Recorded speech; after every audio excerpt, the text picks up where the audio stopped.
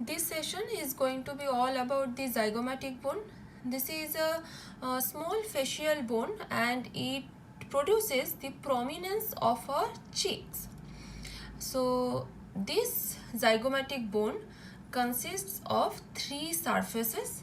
First is the facial or the lateral surface, orbital surface and the temporal surface, and it has two processes. One is the frontal process, another one is the temporal process. Fine. Now it also possesses five borders. What are those?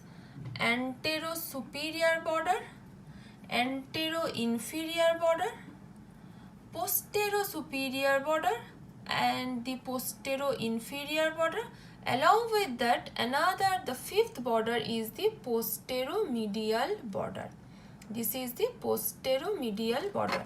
So this is the antero-superior border.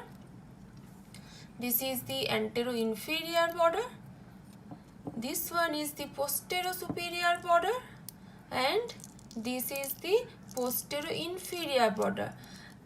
The fifth one is the postero-medial border.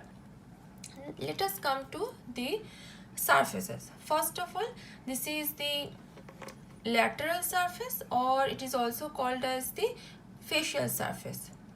Here the lateral surface provides one foramen. There may be one or more than one. So this foramen is called as the zygomatico-facial foramina for the passage of the zygomatico-facial vessels and nerves. Fine. And just below this foramen, there is a, if you have this bone, you can feel this, there is a ridge. There is ill-defined ridge for the attachment of the zygomaticus minor muscle in front and the zygomaticus major muscle behind. So the ridge below this zygomatico-facial foramen provides the attachment of the zygomaticus minor muscle in front and the zygomaticus major muscle behind. Now this lateral surface or the facial surface provides a projection that is just above the maxilla. This is a triangular projection. This is the triangular projection of the lateral or facial surface that is present just above the maxilla. This provides the attachment of the levator labii superioris muscle. Fine. So this is all about the facial or the lateral surface. Now come to the orbital surface. This is our orbital surface. Why orbital? Because this forms the anterior part of the lateral wall and the floor of the orbit. If we articulate like this, and first of all like with the maxilla, and then like this, I think you can well assume the shape of the orbital cavity, and this surface, that is the orbital surface of the zygomatic bone, forms the anterior part of the lateral wall and the floor of the orbit. Fine. Now you can see that the orbital surface also possesses one foramen. Here this is called the zygomatico-orbital foramen, but this is actually a Y-shaped canal of which one limb has gone to come out through the lateral surface that I have already discussed earlier for the passage of the zygomatico-facial vessels and nerve, and the another limb of Y has come out through the temporal surface by this foramen for the passage of the zygomatico-temporal vessels and nerve. So this zygomatico-orbital foramen is nothing but a canal that has Y shape, and it has two limbs, of which one comes through the zygomatico-facial foramen and another one comes through the zygomatico-temporal foramen. Fine. Now if you see on this surface closely, that just below, just 1 centimeter below the frontozygomatic suture, that is the zygomatic bone articulates with the frontal bone, that is with the help of the zygomatic process of frontal bone, it articulates with the frontal process of the zygomatic bone like this. Here, just 1 centimeter below the frontozygomatic suture, there is one tubercle that is called the Whitnall's tubercle. If you feel it, palpate it, then you can find it. There is a tubercle that is named as the Whitnall's tubercle, and here this Whitnall's tubercle, at this point the 4 structures are attached. What are those? First one is the lateral palpebral ligament. Second one is the cheek ligament for the rectus lateralis muscle. Third one is the suspensory ligament of the eyeball, and the last but not the least, the aponeurosis of the levator palpebrae superioris muscle. So this tubercle, this Whitnall's tubercle, just below 1 centimeter below the frontozygomatic suture is very important, because in here the 4 important structures are attached over it. Now come to the temporal surface. This is the third surface. This temporal surface is anteriorly it is rough and articular.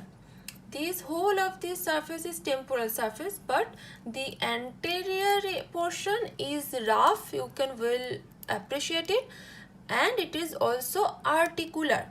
But the behind this surface, the posterior part of the temporal surface is smooth and non-articular. Fine. And this temporal surface actually forms the anterior boundary and the part of the lateral wall of the temporal and infratemporal fossa. And you can also appreciate here that this is the zygomatico-temporal foramen, as I have told that through this zygomatico-temporal vessels and nerves pass. So now let us start with 2 processes. First one, this is the frontal process of the zygomatic bone. This frontal process is stouter one compared to this process, stouter, and it is directed upwards and little bit backwards for the articulation with the zygomatic process of the frontal bone to form the frontozygomatic suture. Like this, frontozygomatic suture. So this is the frontal process of the zygomatic bone, and the posteromedial margin of this frontal process articulates with the lateral wall or the lateral border of the orbital surface of the greater wing of sphenoid.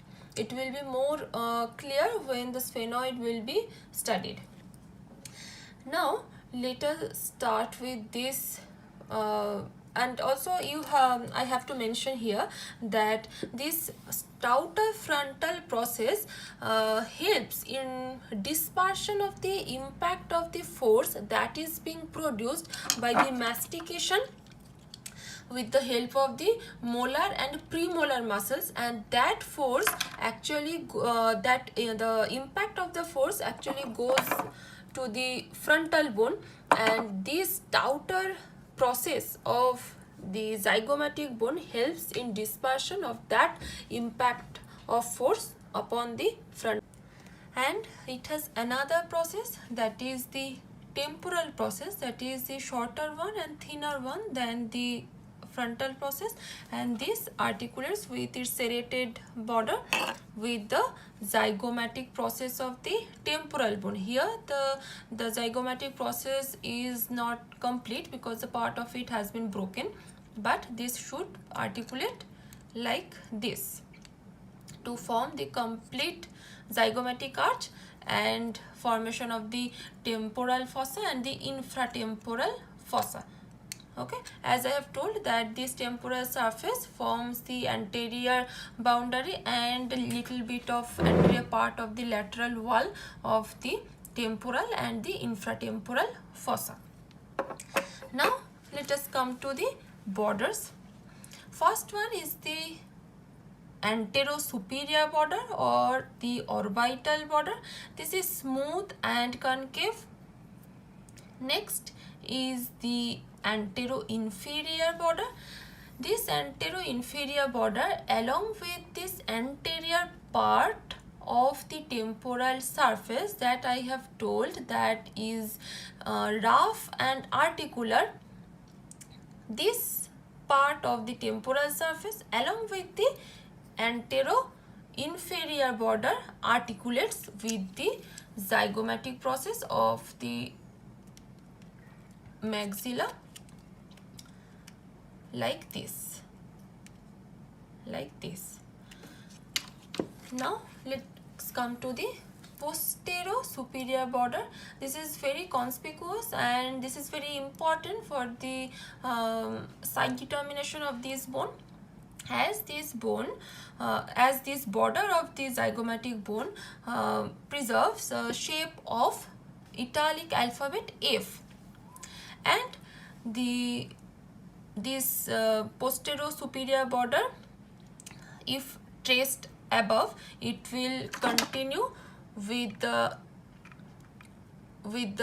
posterior margin of the zygomatic process of the frontal bone, and below, if the Postero superior border is traced below, then it will continue as the upper border of the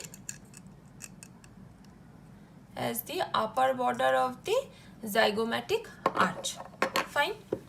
And whole of this Postero superior border provides attachment of the temporal fascia.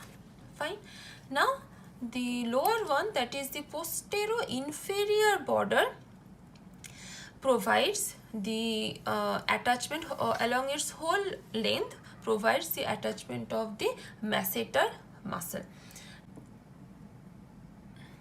Now come to the postero-medial border. This postero-medial border of the upper part of the postero-medial border articulates with the lateral border of the orbital surface of greater wing of sphenoid, and the lower part articulates with the maxilla. As I have told that this anterior rough surface articulates with the maxilla, the area for the zygomatic bone, the zygomatic area or the process of the maxilla here. So the articulation with the borders are complete. Now you have to know that how to hold this bone in anatomical position. First, another point is there that just below this frontozygomatic suture on the postero superior border, there is one small tubercle that is called as the marginal tubercle. Here this is marginal tubercle on the postero superior border, and here on the orbital surface 1 centimeter below the frontozygomatic suture there is the Whitnall's tubercle. So these two tubercles are there on the zygomatic bone. So for the points of holding it in anatomical position, first point is the frontal process is stouter and thicker one. This should face upwards. This border that has the F-shaped italic alphabet F shape this border is the postero superior border, and this lateral surface or the facial surface has convexity outwards and laterally. So the side has been determined because this frontal process has to be above and this border has to be on its posterior surface, posterior side.